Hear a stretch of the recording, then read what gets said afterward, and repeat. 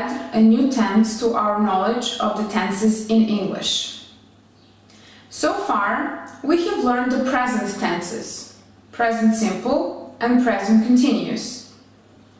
We have also learned the present perfect, which is usually used for actions that start in the past but have obvious consequences in the present.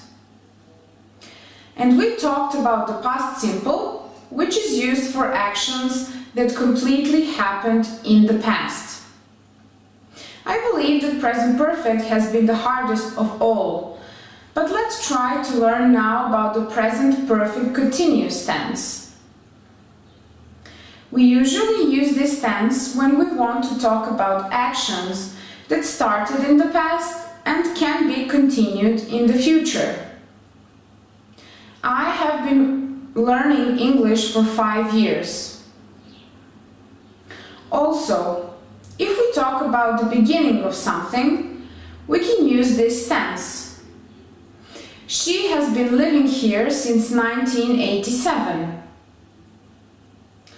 If we are talking about something that started in the past but has obvious consequences in the present, we also use present perfect continuous. It has been raining. It is still wet outside. In this case, the difference between the present perfect and the present perfect continuous is in duration. Present perfect continuous just emphasizes the duration of an action. Let's look at the forms of the present perfect continuous. Affirmative singular. I have been working. You have been working. He, she, it has been working. Affirmative plural. We have been working. You have been working. They have been working. Negative singular. I haven't been working. You haven't been working. He, she, it hasn't been working. Negative plural. We haven't been working. You haven't been working. They haven't been working. Question singular. Have I been working? Have you been working? Has he, she, it been working?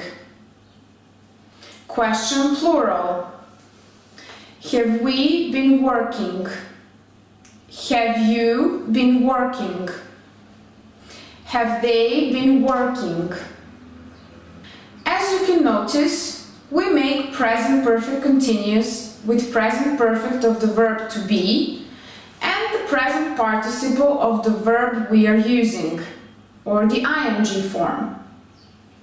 The negative form is made by adding not, and questions are made by using inversion. Some of the time expressions used with this tense may include for and since, but they generally include the time expressions used also for the present perfect.